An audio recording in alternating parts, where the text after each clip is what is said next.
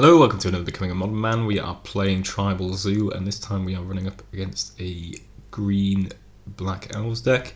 Our opening hand is all lands, which is no good. Our 6 card hand is pretty unplayable as well. So gonna have to multi 5 here. Okay, we can work with this. So we've got Stomping Ground, Curd Ape, Loam Lion, Lightning Bolt, and a Bloodbraid. So this is at least playable. We see Sacred Foundry on top, so definitely going to keep that so we can cast this Loam Lion, and so we have a second land in general. Opponent leads off a Nettle Sentinel, off a Gilt-Leaf Palace, presumably really revealing the Sentinel. Yeah. Opponent then doesn't have a second land drop, but plays a second Nettle Sentinel, which is kind of interesting. So it looks like our opponent might be struggling as well, so it's not just us. So Sacred Foundry into Loam Lion, going to bolt one of these Nettle Sentinels so we just don't get double blocked, which would be kind of annoying. So I'm not sure if our opponent would have taken a double block, so possibly not necessary, but there you go. Gilt-Leaf Palace reveals Elvish Mystic, which might help alleviate our opponent's mana issues.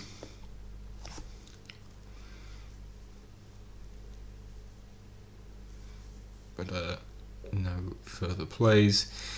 Going to be able to attack for 4 here. No blocks from our opponent. We're just going to Helix the Elvish Mystic so our opponent doesn't have 3 mana next turn.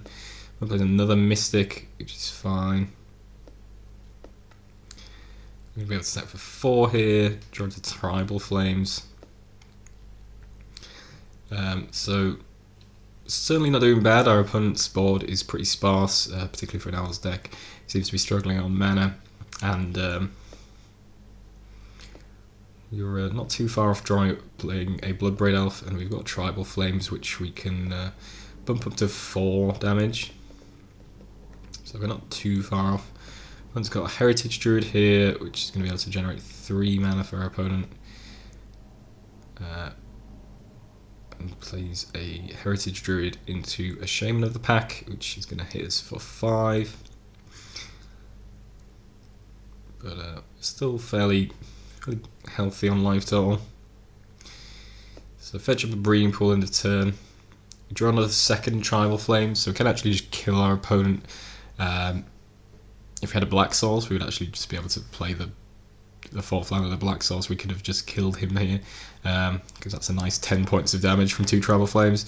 As it stands, they can only do 4 damage each, but that puts us pretty close to being able to kill our opponent.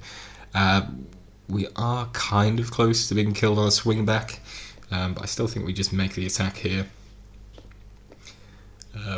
because I think it's probably going to be the last time we're going to get a good attack. Our opponent blocks, which seems to indicate that he's not just got his dead next turn with a Lord or whatever and a big attack. So that's good for us. Tribal Flames puts our opponent down to 4. Attacks with 3 and passes back to us. Oh, plays a Llanowar Elf. We are able to cast Tribal Flames here for 4. But collected companies in response, but doesn't find anything that could help him. Unlikely that he's got anything in the main deck that can help him anyway. So yeah, that wraps up game 1 off the Malta 5. So yeah, worked out pretty nicely. Obviously helped out by our opponent stalling somewhat. So in terms of sideboarding against Elves, it's a pretty bad matchup, I would say, in general.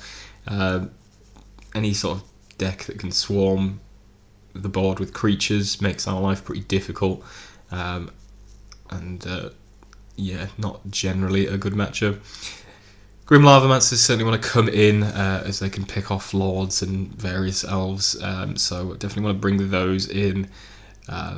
Mantis Rider's pretty good in this matchup, at least in terms of it's able to fly over, and it's got vigilance, so it's a decent blocker as long as they don't get too many Lords out.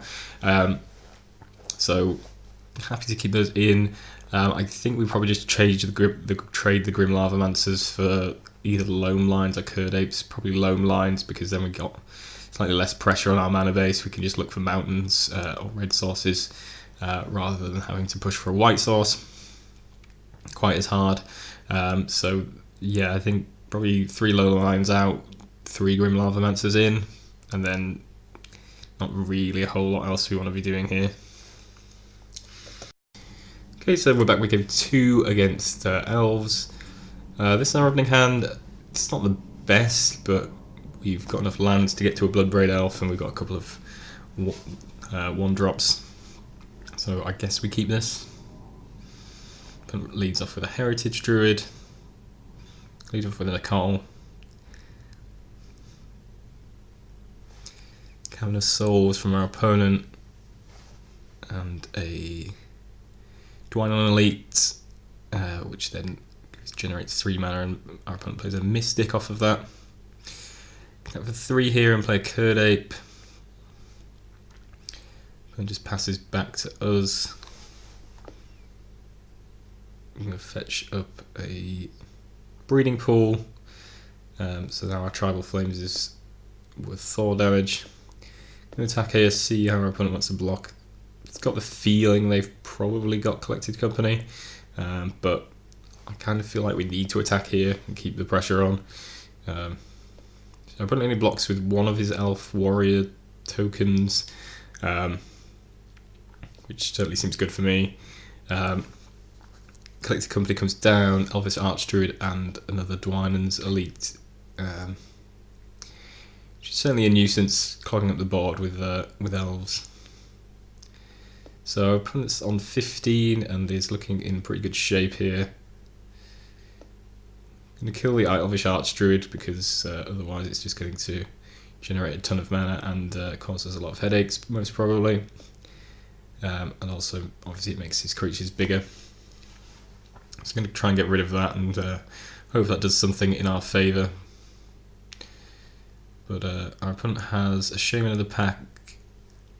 Actually, I think he has 2 Shaman of the Packs, which knocks us all the way down to 2, and then our opponent can just swing in and finish us off. So yeah, pretty good hand for our opponent. Didn't go so well for us, as our opponent only got knocked down to 13.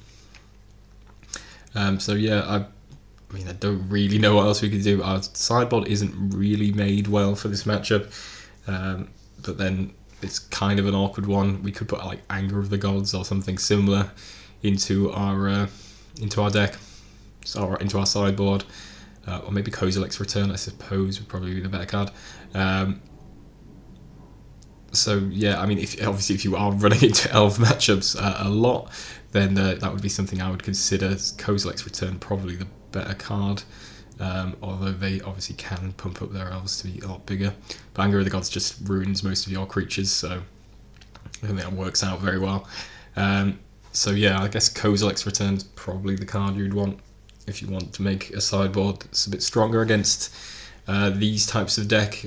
But in general, obviously, creature aggro decks are a little bit of a tough one, particularly ones that can fill the board as well as Elves can. But anyway, we'll go on to game 3. Okay, so here we are with game 3. We've got an Acatl, Bloodbraid Elf, and a Lightning Bolt and 4 lands. It's not great, but I don't particularly want to mulligan this. It certainly could be worse. So just going to get a Stomping Ground here, run out the Acatl. And then obviously we've got the Lightning Bolt to kill off an early play from our opponent potentially. So yeah, opponent plays Llanowar Elves. Just going to attack for 3, and I think we still go Bolt the Llanowar Elf. Really want our opponent to have 3 mana next turn. Double Mystic means that our opponent's going to have a good amount of mana for next turn. We could have killed one of the Mystics, but then our opponent's still likely to have 4 mana, which is kind of the mana we want to set them off of, because we don't want to see Collected Company too often, ideally. Dwyn's Elite comes down, which is definitely a big headache for us. And it's followed up by another Dwyn's Elite, which is a bigger headache for us. Just makes our life very difficult, makes it very difficult to attack through our opponent's stuff. We get to a Bloodbraid mana, so we're going to see what this cascades into, and hope that it leads to a decent attacking position. We find Boros Charm, which is certainly not bad. We can either make our creatures indestructible, which I don't think does enough, to be honest. You can still chump block them. We can deal 4 damage to our opponent, which seems like the most intriguing best option. And yeah, Double Strike doesn't really do anything useful in the situation. So yeah, we're looking at hitting our opponent for 4. Goes down to 9, so we are attacking for lethal here. But our opponent obviously has the blockers to deal with that situation. And he also has a Chord, which he is... Yeah, he's got Chord of Calling for 2, get Selfless Spirit, and he can actually save all his creatures, which is pretty good. Opponent's going to attack with everything here. Put us down to 6, and then he's got another Dwynen's Elite, which is very good in this matchup, as I've previously mentioned. We can attack here, opponent can block both our guys, so there's not really any risk of him dying. Even Tribal Flames doesn't really sort us out. We've got a lot of red spells, but only 1 red source of mana at the moment, so that works out slightly awkwardly. But either way, I think we're dead here. We're down to 6. Our opponent can attack for 8. I think 1, 2, 3, 4, 5, 6, 7, 8. Yeah. So even if we play the Curd or some other blocker, it's not going to be good enough. So unfortunately, we are dead here, and that wraps up the match. As I mentioned, not a very favourable matchup. You could tweak the sideboard to make this a bit better, but yeah, Elves is it's kind of a particularly bad matchup for our deck.